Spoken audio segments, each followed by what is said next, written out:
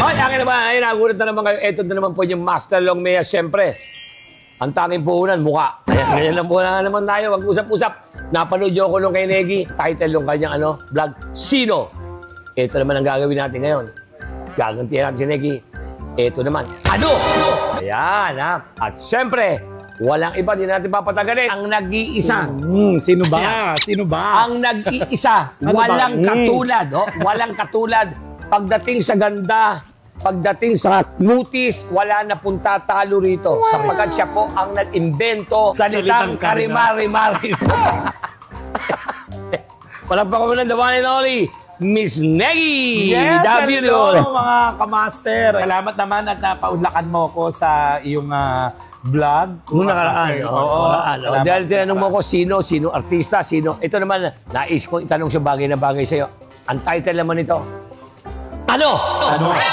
Ang alimbang, nagugulat ako, ano ba? Ano? Ibig sabihin, ang itatanong ko sa kanya, lahat ng ano. O, eto na. Huwag natin patagalin lagi. Okay. Una, ano ang pinakagusto mo sa parte ng iyong katawan? Di ba maganda? Ako unang siyempre yung mukha ko, na kahit na lubak-lubak yan. Wala naman na makinis. Hindi, maraming salamat kay Mark. Ganito yung itsura mo, Kuya Long, dati. Oo, hindi, ganda ng kutis mo, napapasin ko, lalo pag tinatamaan ka nung araw. Oo. Pag tinatamaan ka na, mamula-mula ka, mapusyaw ka. Okay. Yung parang anemic ka. Hindi, ang unang mukha.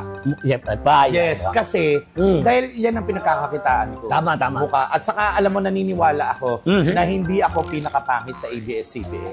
Totoo ba yan? Yes. Bulong mo na sa akin, sino yun? Si Lassie. Totoo yan. Number 1 si Lassie. Totoo po yan.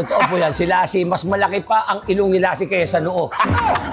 Saka di ba nakita nyo, pangit si Lassie sa TV. No. Pangit din siya sa personal. Oo. At saka, alam nyo, ito, pintasan na natin si Lassie. Si Lassie po, lang. siya lang po ang totoo talagang tunay na nakakaamoy ng pisngi niya.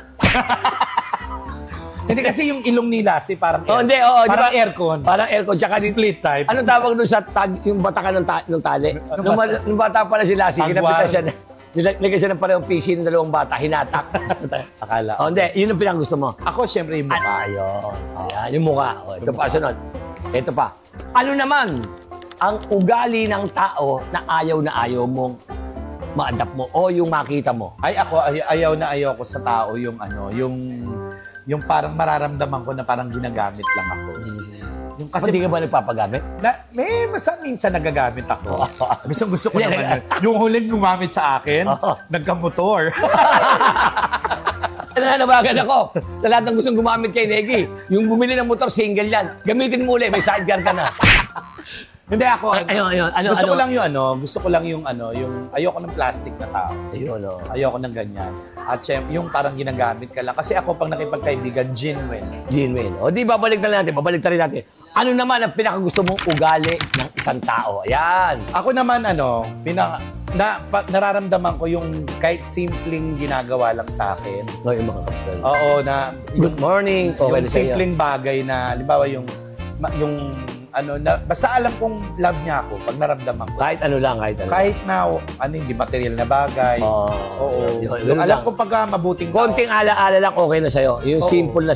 Kasi ang pinakamahirap ngayon, Kuya Long, talaga mag-value ng tao, di ba? Oo. Di ba yung iba kasi... Hindi, may kasabihan nga, di ba? Madaling humanap ng 1,000 kaibigan. Oo. Pero yung isang tunay na kaibigan, napakahirap. Totoo yan.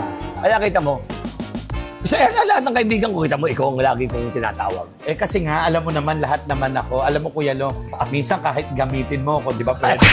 Ano naman ang paborito mong laging sinusuot na damit? Yan, mahilig ka ba sa kanya? Ako, mahilig ako sa terno-terno. Yung terno. Kasi di ba, sa ano natin, sa I Can See Your Voice. I Can See Your Voice. Mahilig ako sa makulay na damit.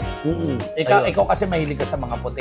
Puti, anak ko. Puti lang si Kuya Long. Pag nakita kami nakaputi, tas lumulutang, hindi si Kuya Long. Diba yun? Ito tanong. Ano naman ang pinaka-ayaw mo yung darating ka sa bahay? Ano yung pinaka-ayaw mong datnan sa loob ng bahay mo? Parehas kami ni Kuya Long. Ayaw ko yung marumi yung bahay. Naku, yung umiinit ang ulo ko. Di baling ako na yung marumi, wag lang yung bahay. Hindi, totoo, di ba? Masarap kasi yung uuwi ka ng bahay. Kasi yan ang relaxation mo. Sa bahay mo Diyan ka nag-charge eh. Siyempre, ang pangit naman, uuwi ka ng bahay. Ang dumi-dumi, ang dumi-dumi ko na nga. Diba? Bakit ba basurero ko ba? Di ba, hindi ako naalala ko kwento ni Kuya Long, ayaw na ayaw niya na Maruming bahay. Yung nakakalat yung mga tsinelas. Yung mga tsinelas magkakagalit. Oo. Tapos yung kakain siya na ano. Naku, lalo nang gagano'n pa rin ako na amoy parang hindi talaga hinugasan ako. Galit na galit si Kuya Long. Maraming kasambahay. Ilan na kasambahay mo sa bahay? Bali 32 ngayon, nawawala yung 4 dahil sa laki ng bahay, hindi pa nabalik. Ay pinananawagan ko. Ba't ano na ba inutos mo? Inutos ko muna ng yelo. Eh hanggang hindi pa dumarating.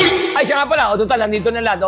Yung sweldo ng 2 astronaut, naglinis ang kisame ko. Puntahan na lang ako. Naku, napakalaki ng bahay ni Kuya Long. Ay, sobra po. Tsaka swimming pool ko, ang laki. Magmula baliwag hanggang Hagunoy. Ano naman, ang isa sa mga gusto mo ngayong talagang hinahanap-hanap mo ng pagkain? Ako, kasi mahilig ako magluto, alam mo yan. Ayan, the best na magluto. Napakasarap mo magluto to. Yes. Laging panis. Hindi. Hindi, sarap magluto. Hindi, sa sobrang sarap ko magluto. Di ba yung huling binigay ko sa'yo? Napakasarap. Yung ano, yung... Pamilya ko, niluto ko pamilya. Natin mo yung pamangkin ko, di ba? Yung pagkakaadobo mo na hinlalaki ng tiyahin mo. Hindi, ako, pinaka gusto kong pagkain, number 1, sinigang. Yun, sinigang. Saan sinigang? Bayaba, sa kamyas, anong Hindi, klase? lang, kalamansi. Ayun, Yun ang sarap. yun ang gusto mo ron. Gusto ko yun, yung lalo yung pampano. Oo. Ano, ang ugali sa mga laksa mo naging jowa. Sobrang ano may yung laksang-laksa. O ano yung Ako ugali yung mo? caring. O, Yung importante sa akin yung oras.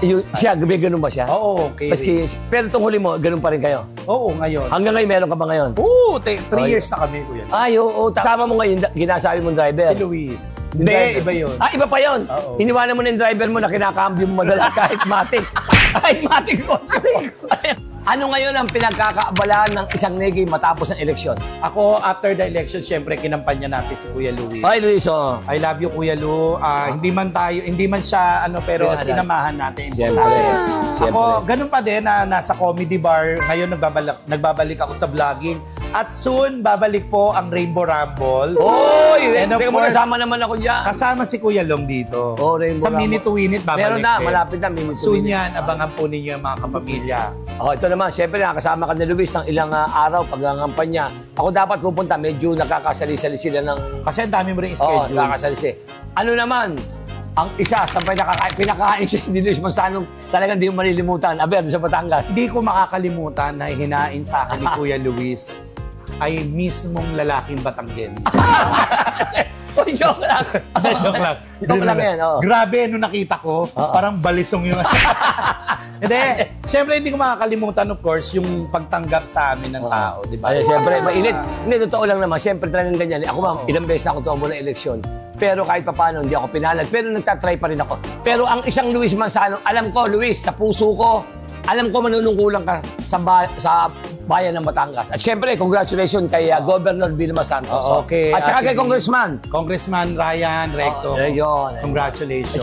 Siyempre, binabati na at congratulations din, Luis Manzano. Talagang ipinakita mo na gusto mong magsilbi sa bayan ng Batangas at sinuportahan ka naman. Ganun man, kahit pa paano, hindi ka pinalad. Pero, mapalad ka dahil meron kang isang magiting na ina ng gobernador ng Batangas. Totoo, si Ate. Eto na, huling tanong. Ano? Masabi mo sa mga followers mo. Sige, sabihin mo. At syempre, ito again, maraming salamat sa pagpatuloy ng pagsuporta po ninyo sa akin. So don't forget to subscribe ang aking YouTube channel, yung Ate Negi. At ayan, syempre pumunta pa rin kayo sa Negi's Bar. Negi's Bukas Bar, pa rin yan. yes. Kung Bukas saan, pa rin maraming sa Negi's Bar po. Tandaan nyo, nagtayo ng kabiladong business, hindi po bar ang inilagay, kundi emergency hospital.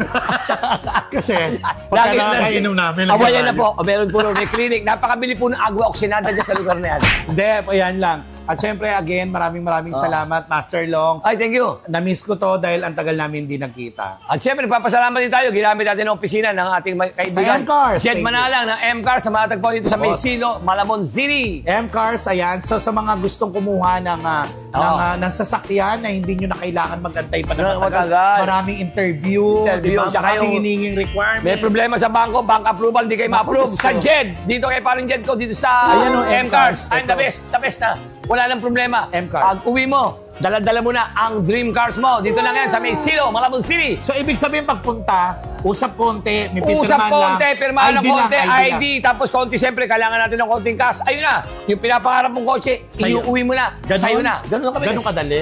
Napakabilis, napakadali pong kausap ng mga staff dito. Lahat po ng staff dito, hindi gumugo, puro staff lang.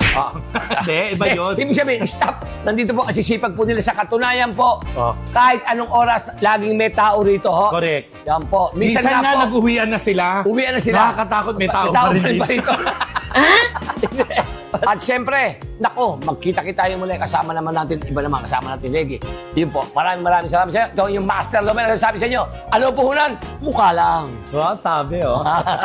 Thank you.